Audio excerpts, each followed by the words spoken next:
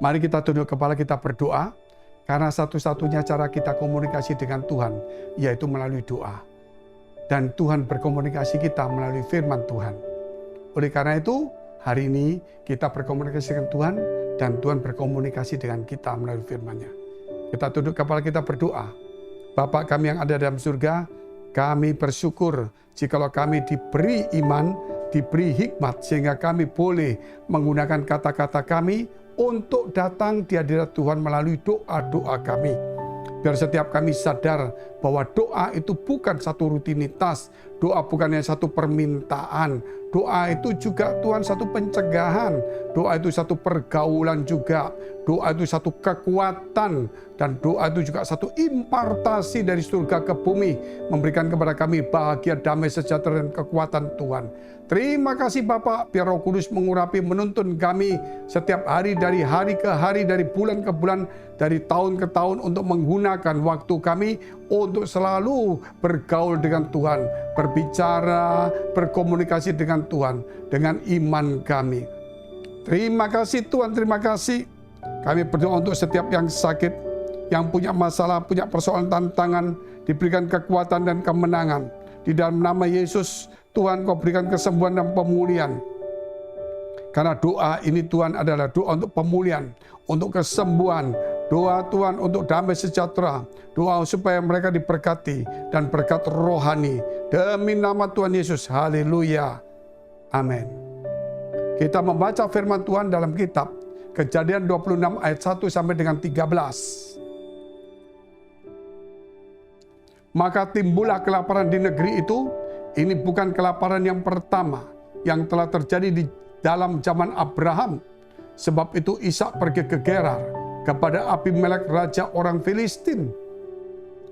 Lalu Tuhan menampakkan diri kepadanya serta berfirman, "Janganlah pergi ke Mesir, diamlah di negeri yang akan kukatakan kepadamu. Tinggallah di negeri ini sebagai orang asing, maka aku akan menyertai engkau dan memberkati engkau. Sebab kepadamulah dan kepada keturunanmu akan kuberikan seluruh negeri ini, dan aku akan menepati sumpah yang telah kuikrarkan kepada Abraham ayahmu. Aku akan membuat banyak keturunanmu seperti bintang di langit. Aku akan memberikan kepada keturunanmu seluruh negeri ini, dan oleh keturunanmu semua bangsa di bumi akan mendapat berkat. Karena Abraham telah mendengarkan firman-Ku dan memelihara kewajibannya kepadaku, yaitu segala perintah, ketetapan, dan hukum-Ku." Jadi tinggallah Ishak di Gerar. Ketika orang-orang di tempat itu bertanya tentang istrinya, berkatalah ia, "Dia saudaraku," sebab ia takut mengatakan, "Ia istriku," karena pikirnya jangan-jangan aku dibunuh oleh penduduk tempat ini karena Ribka, sebab elok parasnya. Setelah beberapa lama ia ada di sana, pada suatu kali menjenguklah Abimelek, raja orang Filistin itu, dari jendela. Maka dilihatnya Ishak sedang bercumbu-cumbu dengan Ribka istrinya. Lalu Abimelek memanggil Ishak dan berkata, "Sesungguhnya dia istrimu. Masakan engkau berkata dia saudaraku?" Jawab Ishak kepadanya, "Karena pikirku, jangan-jangan aku mati karena dia." Tetapi Abimelek berkata, "Apakah juga yang telah kau perbuat ini terhadap kami? Mudah sekali terjadi salah seorang dari bangsa ini tidur dengan istrimu, sehingga dengan demikian engkau mendatangkan kesalahan atas kami." Lalu Abimelek memberi perintah kepada seluruh bangsa itu, "Siapa yang mengganggu orang ini atau istrinya, pastilah ia akan dihukum mati." Maka menaburlah Ishak di tanah itu, dan dalam tahun itu juga ia mendapat hasil 100 kali lipat, sebab ia diberkati Tuhan. Dan orang itu menjadi kaya, bahkan kian lama kian kaya, sehingga ia menjadi sangat kaya. Kisah ini, kalau kita melihat ada kelaparan di zamannya Ishak. Ishak itu anak perjanjian, anak daripada Abraham. Tidak lepas dari juga kesukaran. Namun Tuhan telah menolong dia, memberikan firman-Nya.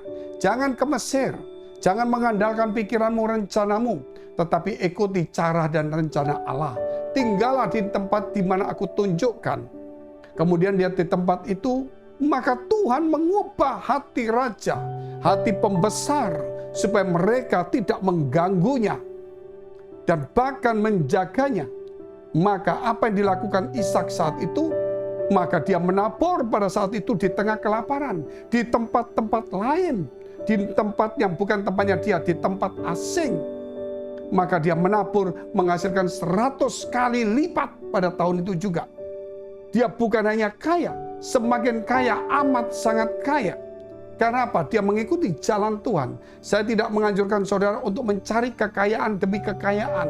Tetapi saudara, saya ajak saudara untuk mencari firman Allah.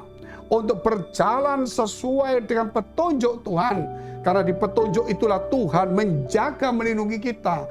Bukan supaya kita kaya saja, namun dilindungi supaya kita jangan diganggu orang. Banyak orang minta kaya namun diganggu. Banyak orang punya kekayaan namun hidupnya susah. Banyak gangguan kiri kanan. Namun Tuhan membentengi. Berkatalah Abimelek berkata, jangan ganggu orang ini dan istrinya. Apa saja yang diperbuatnya kamu tidak boleh mengganggu. Raja itu berkata demikian. Bahkan dipersilakan semuanya dengan baik. Dan apa yang terjadi saudara yang dikasihi Tuhan? Maka Ishak menabur. Hari ini juga sama ketika kita mengikuti jalan Tuhan. Karena apa saudara? Karena kita taat. Seperti yang dikatakan juga, ketaatan itu akan mendatangkan berkat rohani, perlindungan Tuhan. Dan apa yang hilang, apa yang sukar, Tuhan kembalikan. Saya tulis di dalam buku, masalah adalah berkat. Setiap masalah yang dihadapi oleh Ishak ternyata itu mendatangkan berkat ketika orang itu bergaul, bertanya, mengikuti jalan Tuhan, mengikuti petunjuk Tuhan. Setiap masalah yang kita hadapi akan berubah menjadi berkat rohani, membuat kita mulai mencari Tuhan, mendekatkan diri kepada Tuhan, dan merendahkan diri kepada Tuhan.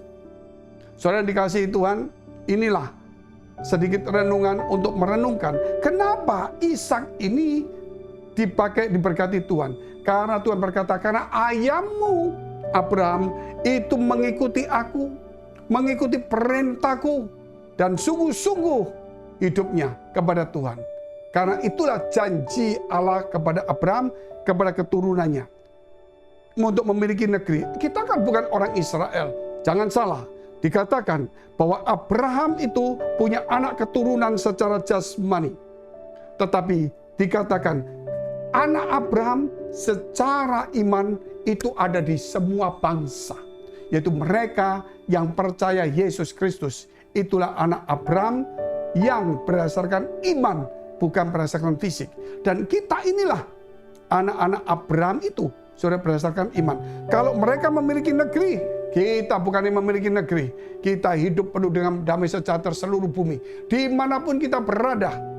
Kalau Ishak saja di tempat dia, pindah ke negeri orang lain diberkati. Kita dimanapun juga Tuhan menyertai. Karena seluruh bumi milik Tuhan. Bahkan sampai di surga itu pun juga. Tuhan memberikan kepada kita, saudara.